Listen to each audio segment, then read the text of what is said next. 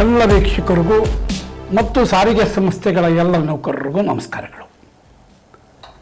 ಸಾರಿಗೆ ಸಂಸ್ಥೆಯಲ್ಲಿದ್ದ ಡಜನ್ ಗಟ್ಟಲೆ ಸಂಘಗಳಲ್ಲಿ ಬಹಳ ಮುಖ್ಯವಾಗಿದ್ದ KSRTC staff and workers federation ಏನಿತ್ತು, ಅದರ ಪ್ರಧಾನ ಕಾರ್ಯದರ್ಶಿಗಳು ಕಳೆದ ವಾರ ರಾಜೀನಾಮೆ ಕೊಟ್ಟಿದ್ದಾರೆ. ಅನಂತ್ ಸುಬ್ರಾವ್ ಅವರು ಕಳೆದ ವರ್ಷ ಇದೇ ನಿಗಮ ಟಿವಿನಲ್ಲಿ ಹೇಳ್ತು ಬಹಳ ಭರವಸೆ ಇಟ್ಕೊಂಡು ಈ ವಿದ್ಯಾವಂತರನ್ನು, ಆ ಸಂಘಟನಾ ಚತುರರಾದಂತಹ ಈ ನಾಯಕರನ್ನು ಪ್ರಧಾನ ಕಾರ್ಯದರ್ಶಿ ಅಂತ ಮಾಡಿ ಅವರು ಕನಸು ಕಂಡಿದ್ದರು. ಆದರೆ ಅದನ್ನು ವಿಪುಲಗೊಳಿಸಿದ್ರ ಇವರು. ಈಗ ಅನಂತ್ ಸುಬ್ರಾವ್ ಇದ್ದಾಗಲೇನೇ ಇವರು ಈ ಥರ ಮಾಡ್ತಾರೆ ಅನ್ನೋದು ಗೊತ್ತಿದ್ರೆ ಅವರು ಇನ್ನೂ ಯಾರಾದರೂ ನಾಯಕತ್ವವನ್ನು ತಯಾರು ಮಾಡ್ತಿದ್ರು. ಅಂಥ ಸಮರ್ಥರು ಇದ್ದರೂ ಸಹ KSRTCನಲ್ಲಿ. ಅದಕ್ಕೆ ಬದಲಾಗಿ ಇವರನ್ನು ಮಾಡಿದ್ದಕ್ಕಾಗಿ, ಇವರು ಕೈ ಕೊಟ್ಟಿದ್ದರಿಂದಾಗಿ ಸಾರಿಗೆ ನೌಕರರಿಗೆ, ಸ್ಟಾಫ್ ಆ್ಯಂಡ್ ವರ್ಕರ್ಸ್ ಫೆಡರೇಷನ್ಗೆ ಮತ್ತು ಅನಂತ್ ಸುಬ್ರಾವ್ ಅವರಿಗೆ ಅವರ ನಂತರದ ದೊಡ್ಡ ಪ್ರಮಾಣದಲ್ಲಿ ವಂಚನೆ ಅಥವಾ ಮೋಸ ಮಾಡಿದಾಗಿದೆ. ಆ ರಾಜೀನಾಮೆಗೆ ಅವರು ಕೊಟ್ಟಿರುವ ಕಾರಣ ಏನು ಅಂತಂತಂದರೆ, ಅವರು ಬಹುಶಃ ಇನ್ನೊಂದು 1 ತಿಂಗಳ 2 ತಿಂಗಳಲ್ಲಿ ಬೆಂಗಳೂರಿನಲ್ಲಿ ಒಂದು ಸಮ್ಮೇಳನ ಮಾಡ್ತಾರಂತೆ. ಆ ಸಮ್ಮೇಳನಕ್ಕೆ ಸುಮಾರು 2-3 ಕೋಟಿ ರೂಪಾಯಿ ಬೇಕಾಗ್ತದೆ. ಸಾರಿಗೆ ವಲಯದಲ್ಲಿ ಅಷ್ಟು ಸಂಗ್ರಹ ಮಾಡಲಿಕ್ಕೆ ಆಗ್ತಾ ಇಲ್ಲ, ಆಗೋದಿಲ್ಲ. ಆ ಕಾರಣಕ್ಕೆ ಅದನ್ನು ನಾವು ಸಾರಿಗೆ ಸಂಸ್ಥೆಯ ಪ್ರಧಾನ ಕಾರ್ಯದರ್ಶಿ ಸ್ಥಾನದಿಂದ ಬಿಡುಗಡೆ ಮಾಡಿಕೊಂಡು ಆ ಸಮ್ಮೇಳನಕ್ಕಾಗಿ ಕೆಲಸ ಮಾಡ್ತೇವೆ ಅನ್ನೋ ಮಾತನ್ನು ಅವರು ಹೇಳಿದ್ದಾರೆ. ನಾನು ನಿನ್ನೆ ಒಂದು ವಿಡಿಯೋ ನೋಡಿದೆ.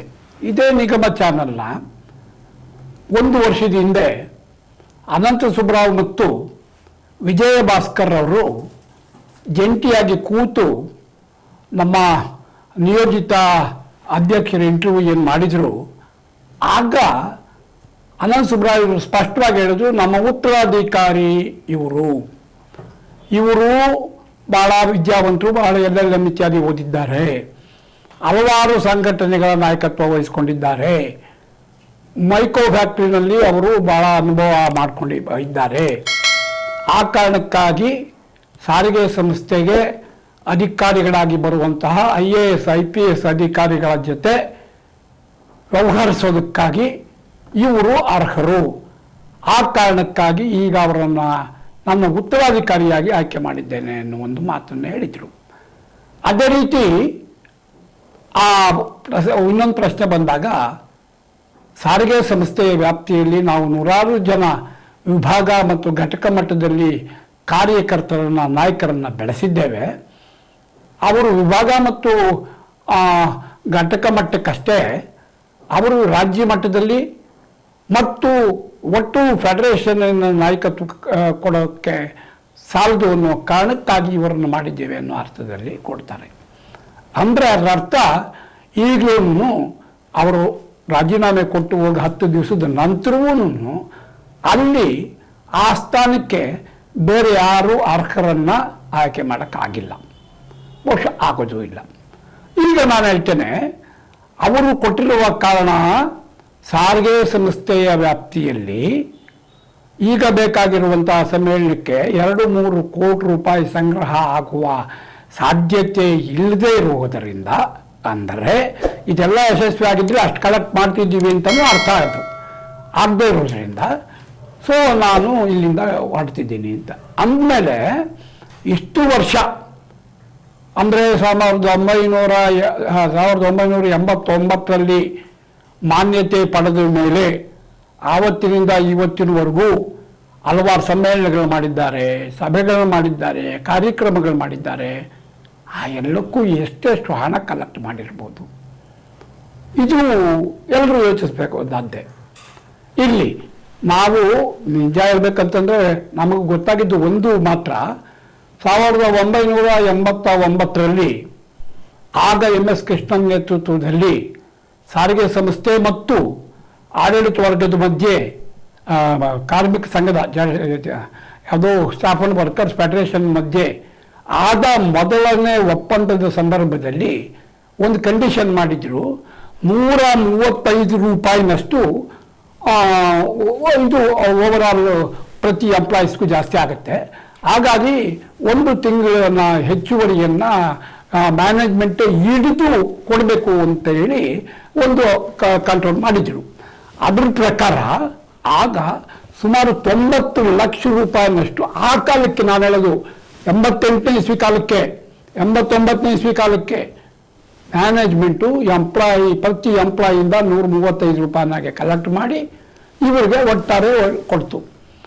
ಆ ಹಣನ ಒಂದು ಬ್ಯಾಂಕಿನಲ್ಲಿ ಡಿಪಾಸಿಟ್ ಮಾಡಿ, ಆ ಡಿಪಾಸಿಟಿನ ಮೂಲಕನೇ ಸುಮಾರು 80,000 ರೂಪಾಯಿ ಪ್ರತಿ ತಿಂಗಳು ಬಡ್ಡಿ ಬರ್ತಿತ್ತು. ನಾನು ಅವ್ರ ಬಾಯಿನಲ್ಲಿ ಅದನ್ನು ಕೇಳಿದ್ದೀನಿ. ಆ ಕಾಲಕ್ಕೆ ನೋಡಿ 80,000 ರೂಪಾಯಿ ನಮ್ಮ ಆಫೀಸ್ ನಡೆಸ್ಕೊಂಡು ಹೋಗೋಕ್ಕೆ ಸುಸೂತ್ರವಾಗಿ ಆಗುತ್ತೆ, ಬಡ್ಡಿ ಹೆಸರು ತೆಗೆದು ಹೋದರೆ ಸಾಕು ಅನ್ನೋ ಒಂದು ಮಾತಾಡಿದ್ರು ಇಲ್ಲಿ. ಆಮೇಲೆ ಬೇರೆ ಬೇರೆ ಬೇರೆ ಬೇರೆ ಸಂದರ್ಭದಲ್ಲಿ ಹೋರಾಟ ನಿಧಿ ಇತ್ಯಾದಿ ಇತ್ಯಾದಿ ಇತ್ಯಾದಿ ಹೇಳ್ಕೊಂಡು 500,000 ಗಟ್ಟಲೆ ಎಲ್ಲ ಡಿಪೋಗಳು ಬೇಕಾದಷ್ಟು ಕಲೆಕ್ಟ್ ಮಾಡಿದ್ದಾರೆ. ಅದರ ಪರಿಣಾಮವಾಗಿ ಹುಬ್ಬಳ್ಳಿಯ ಹಾರ್ಟ್ ಸಿಟಿ, ಬಹುಶಃ ನಮ್ಮ ಸೆಂಟ್ರಲ್ ಆಫೀಸಿಂದ ಸ್ವಲ್ಪ ಮುಂದೆ ಒಂದು ದೊಡ್ಡ ಕಲ್ಯಾಣ ಮಂಟಪದಷ್ಟು ದೊಡ್ಡ ಕಾಂಪ್ಲೆಕ್ಸ್ ಕಟ್ಟಿದ್ದಾರೆ. ಆ ಕಾಂಪ್ಲೆಕ್ಸ್ ಬಡ್ಡಿನೇ ಲಕ್ಷಾಂತರ ರೂಪಾಯಿ ಇವತ್ತಿಗೂ ಬರ್ತಿದೆ. ಹೀಗೆ ರಾಜ್ಯದ ಅನೇಕ ಕಡೆ ಮತ್ತೆ ಇನ್ನೇನು ಹೇಳಬೇಕಾಗಿಲ್ಲ. ಇವತ್ತು ಸುಮಾರು 10 ಕೋಟಿ ರೂಪಾಯಿ ಬೆಲೆ ಬಾಳುವಂತಹ ಏನು ರಾಜ್ಯ ಮೇಲಿನ ನೌಕರರು ಶ್ರೀರಾಮುಲು ಅವರ ನೇತೃತ್ವದಲ್ಲಿ ಕಟ್ಟಿದ ಬಿಲ್ಡಿಂಗು ಇವರ ವಶದಲ್ಲಿದೆ. ಸುಮಾರು 10 ಕೋಟಿ ರೂಪಾಯಿ ಬೆಲೆ ಬಾಳುವಂಥದ್ದು ಆರ್ಟ್ ಆಫ್ ಸಿಟಿಯಲ್ಲಿ. ಅದೇ ರೀತಿ ನಾವು ಹೇಳ್ತಾ ಹೋದ್ರೆ ಅದು ಇನ್ನೂ ಬೇರೆ ಇದೆ, ಅದೆಲ್ಲ ಬೇಕಾಗಿಲ್ಲ ವೈಯಕ್ತಿಕವಾಗಿ. ಆದರೆ ನಾನೇ ಹೇಳೋದೇನು ಅಂತಂದರೆ, ಹೀಗೆ ಹಣ ಕಲೆಕ್ಟ್ ಮಾಡೋಕ್ಕೆ ಅವಕಾಶ ಎಷ್ಟು ದಿವಸ ಇದೆಯೋ ಅಷ್ಟು ದಿವಸ ನಾನು ಅಧ್ಯಕ್ಷ, ನಾನು ಪ್ರಧಾನ ಕಾರ್ಯದರ್ಶಿ ಅಂತ ಇದ್ದವರು ಇವತ್ತು ಇನ್ನು ಸಾರಿಗೆ ಸಂಸ್ಥೆಯಿಂದ ಏನು ಹಣ ಕಲೆಕ್ಟ್ ಮಾಡೋಕ್ಕೆ ಆಗಲ್ಲ ಅನ್ನೋ ಕಾಲದಲ್ಲಿ ಮೊದಲು ಈಗಿನ ಅತ್ಯಂತ ಬಿಕ್ಕಟ್ಟಿನ ಸಮಯದಲ್ಲಿ ಇಲ್ಲಿಂದ ಬಿಟ್ಟು ಹೋಗ್ತಾರೆ ಅಂತಂದರೆ ಇಟ್ ಈಸ್ ಶೇಮ್ಫುಲ್. ಏನೇ ಆಗಲಿ, ನಾಳೆ 29ನೇ ತಾರೀಕು ಬಹುಶಃ ಲಾಸ್ಟ್ ಫೈನಲ್ ಆಗಿ ಎಕ್ಸ್ಟ್ರಾ ಬಾಲ್ ಇದ್ದಾಗೆ ಕನ್ಸಲೇಷನ್ ಮೀಟಿಂಗ್ ಇದೆ. 5ನೇ ತಾರೀಕು ಮತ್ತೆ ಲಾಸ್ಟ್ ಫೈನಲ್ ಅನ್ನೋ ರೀತಿ ಹೈಕೋರ್ಟ್ನಲ್ಲಿ ಕೇಸ್ ಇದೆ. ನಾನು ಹೇಳುವುದು ಸೋತು ಎದ್ದು ಬರುವುದು ಬದಲಾಗಿ ಸೋತು ಗೆದ್ದು ಬನ್ನಿ ಅಂತ ನಾನು ಹೇಳ್ತಾ ಇದ್ದೀನಿ. ಯಾಕೆಂತಂದರೆ ಇದುವರೆಗೂ ಎಷ್ಟು ಕನ್ಸಲೇಷನ್ ಮೀಟಿಂಗ್ಗಳಿಗೆ ಇವರು ಅಟೆಂಡ್ ಆಗಿದ್ದಾರೋ, ಈಗ ಮಾತ್ರ ಅಲ್ಲ, ಈ ಹಿಂದೆ ಆಗಸ್ಟ್ 25ರಲ್ಲಿ ಕನ್ಸಲೇಷನ್ ಮೀಟಿಂಗ್ ಹೋದ ಪ್ರತಿ ಸಂದರ್ಭದಲ್ಲೂ ನಮಗೆ ತೋಚಿದ ರೀತಿಯಲ್ಲಿ ಕನ್ಸಲೇಷನ್ ಹೇಗೆ ಪಾಸ್ ಮಾಡಿಕೊಂಡು ಅದರಿಂದ ಬೆನಿಫಿಟ್ ತಗೊಳ್ಳೋದು ಅನ್ನೋದ್ರ ಬಗ್ಗೆ ಹೇಳ್ತಾ ಬಂದಿದ್ದೀವಿ. ಯಾಕೆಂದರೆ ಕನ್ಸಲೇಷನ್ ಒಂದು ಸಾರಿ ಫೇಲ್ಯೂರ್ ಆದರೆ ಅವರು ಅಡ್ಜುಡಿಕೇಷನ್ಗಾಗಿ ಗೌರ್ಮೆಂಟಿಗೆ ರೆಫರ್ ಮಾಡ್ತಾರೆ. ಗೌರ್ಮೆಂಟ್ನವರು ತಗೊಂಬಂದು ನಮ್ಮ ಏನು ಟ್ರಿಬ್ಯುನಲ್, ಇಂಡಸ್ಟ್ರಿಯಲ್ ಟ್ರಿಬ್ಯುನಲ್ ಇದೆ, ಅದಕ್ಕೆ ಇದು ಮಾಡ್ತಾರೆ. ಇಂಡಸ್ಟ್ರಿಯಲ್ ಟ್ರಿಬ್ಯುನಲ್ನಲ್ಲಿ ವರ್ಷಗಟ್ಟಲೆ ಕೇಸ್ ನಡೆಯುತ್ತೆ. ಹಾಗೇನೆ 14805 ಕೇಸ್ ರೆಫರ್ ಆಗಿದ್ದು ಅದು 2005ರಿಂದ 2017ರವರೆಗೂ ನಡೆದು ಜಡ್ಜ್ಮೆಂಟು ನಮ್ಮ ಪರವಾಗಿ ಬಂದ್ರೂ, ಎಂಪ್ಲಾಯೀಸ್ ಪರವಾಗಿ ಬಂದ್ರೂ ಆವತ್ತು 2ನೇ ದಿವಸನೇ ಅದನ್ನು ಹೈಕೋರ್ಟ್ನಲ್ಲಿ ಸ್ಟೇ ಮಾಡಿದರು.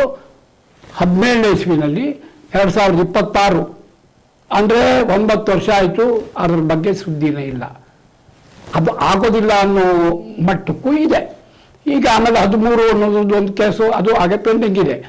ಈಗಲೂ ಅಷ್ಟೇನೆ ಕನ್ಸಲೇಷನ್ ಫೇಲ್ ಆದರೆ ರೆಫರ್ ಆಗೋಗುತ್ತೆ. ರೆಫರ್ ಆದ ಮೇಲೆ ಏನೂ ಮಾಡೋಕ್ಕಾಗಲ್ಲ. ಬದಲಾಗಿ ಅಲ್ಲಿ ಏನೋ ಒಂದು ಕಾರಣ, ಏನೋ ಒಂದು ನೆಪ ಇಟ್ಟು ಸೋತು ಅವರು ಟೈಮ್ ಕೇಳಿದ್ರು ಅಂತಾನೆ, ಇವ್ರ ಟೈಮ್ ಕೇಳಿದ್ರು ಅಂತಾನೆ ಎದ್ದು ಬಂದೋದಾದರೆ ಸಾರಿಗೆ ಸಂಸ್ಥೆಯ ನೌಕರರಿಗೆ ಮಾಡಿದ ದೊಡ್ಡ ಅನ್ಯಾಯ ಆಗುತ್ತೆ. ಆ ಕಾರಣಕ್ಕೆ ನಾನು ಹೇಳೋದೇನು ಅಂತಂದರೆ, ಹೇಳುವುದು ನಮ್ಮ ಧರ್ಮ, ಕೇಳೋದು ನಿಮ್ಮ ಇಷ್ಟ. ಆದರೆ ಒಂದಂತೂ ಕೇಳಿ ಪ್ರತಿ ಕನ್ಸಲೇಷನ್ ಟೈಮ್ನಲ್ಲಿ ಅದನ್ನು ಹೇಗೆ ಏನು ಮಾಡ್ಬೋದು ಅನ್ನೋದನ್ನು ಹೇಳ್ತಾ ಬಂದಿದ್ದೀನಿ. ನಾಳೆನೂ ಅಷ್ಟೇ, ಹೌದು ನಿಮ್ಮದು 3 ಬೇಡಿಕೆಗಳಿವೆ. ಕನಿಷ್ಠ ಪಕ್ಷ ಒಂದು ಬೇಡಿಕೆಗೆ ನೀವು ಸ್ಟಿಕ್ಕಾಗಿ ಅದು ಕೊಟ್ಬಿಡಿ, ಇನ್ನೆರಡು ಬಿಡ್ತೀವಿ ಅಂತ ಅನ್ನೋದಾದರೆ ಮ್ಯಾನೇಜ್ಮೆಂಟ್ ಇವತ್ತಿಗೂ ಒಪ್ಕೊಳ್ಳೋದ್ರಲ್ಲಿದೆ. ಯಾಕೆ ಹೇಳ್ತೀನಿ ಅಂತಂತಂದರೆ ಈ ಹೆಚ್ಚಳ ಏನಿದೆ 12% ಇದನ್ನು 15% ಅಥವಾ 16%ಗೆ ಹೆಚ್ಚಿಸಬೇಕು ಅನ್ನೋದಾದರೆ ನಮ್ಮ ಹೆಚ್ಚುವರಿಗಳಿಂದ ಹಿಡಿದು ಎಲ್ಲ ಅಧಿಕಾರಿಗಳು ಅದಕ್ಕೆ ಸಹಮತ ಇದೆ. ಯಾಕೆಂದರೆ ಅವ್ರಿಗೂ ಜಾಸ್ತಿ ಆಗುತ್ತೆ. ಅದಾದರೂ ಮಾಡಿ. ಇಲ್ಲ 12 ತಿಂಗಳು ಅರಿಯರ್ಸು ಕಟ್ಟಿಬಿದ್ದು ಆದರೆ ಆ ಎಂಪ್ಲಾಯೀಸ್ಗೆ ಒಂದು 10,000 ರೂಪಾಯಿ 12 ತಿಂಗಳು ಅರಿಯರ್ಸ್ ಬರೆದಿದ್ರೆ 40,000 ರೂಪಾಯಿ ಅಧಿಕಾರಿಗಳಿಗೆ ಬರುತ್ತೆ. ಆ ಕಾರಣಕ್ಕೆ ಅವರು ಅದಕ್ಕೆ ವಿರೋಧ ಮಾಡೋದಿಲ್ಲ. ಅಥವಾ 1/24 ಬೇಕು ಅಂತ ಕಟ್ಟು ಹಿಡಿದ್ರೆ ಅದನ್ನು ಮಾಡೋದಕ್ಕೂ ಹಿಂದೆಗೆಯೋದಿಲ್ಲ. ಯಾಕೆ ಅಂತಂದರೆ 3 ಬೇಡಿಕೆಗಳಾಗಬೇಕು, 3 ಜೊತೆಗೆ ಕೊಸರು ಅಂತೇಳಿ ಸರ್ಕಾರಿ ನೌಕರರಿಗೆ ಕೊಡುತ್ತಿರುವ ಇನ್ಕ್ರಿಮೆಂಟ್ ರೇಟ್ ನಮಗೂ ಕೊಡಬೇಕು ಅಂತ, ಮತ್ತು ಬಾಟಾ ಇತ್ಯಾದಿ ಪುನಶ್ಚರಣೆ ಮಾಡಬೇಕು ಅಂತ ಇನ್ನೂ 2 ಸಪ್ರೇಟ್ ಬೇಡಿಕೆಗಳು ಏನು ಸೇರಿಸಿದ್ರಿ ಆ ಒಂದು ಬೇಡಿಕೆ ಇದೇನು ಮತ್ತೆ ಆ ಮಾಡಿಫೈ ಮಾಡಿದ ಬೇಡಿಕೆಗಳ ಹಿನ್ನೆಲೆಯಲ್ಲಿ ಅವರಿಗೆ ಸಲೀಸಾಗಿ ಆಯಿತು ಮಾತಾಡ್ಕೊಂಬರ್ತೀವಿ ಅಂತಾರೆ, ಎದ್ದೋಗ್ತಾರೆ. ಆಯಿತು ಮಾತಾಡ್ಕೊಂಬರ್ತೀವಿ ಅಂತ ಎದ್ದೋಗ್ತಾರೆ. ಹಿಂಗಾಗಬಾರ್ದು.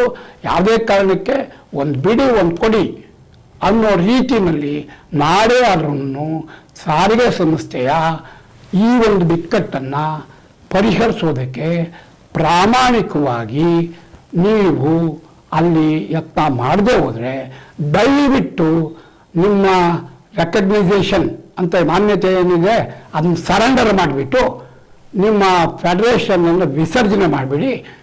ಆಗ ಸಾರಿಗೆ ನೌಕರರು ತಮ್ಮ ದಾರಿ, ತಮ್ಮ ಬೇಕಾದ ನಾಯಕತ್ವಗಳನ್ನು ತಾವು ಆರಿಸ್ಕೊಳ್ತಾರೆ. ನಮಸ್ಕಾರ.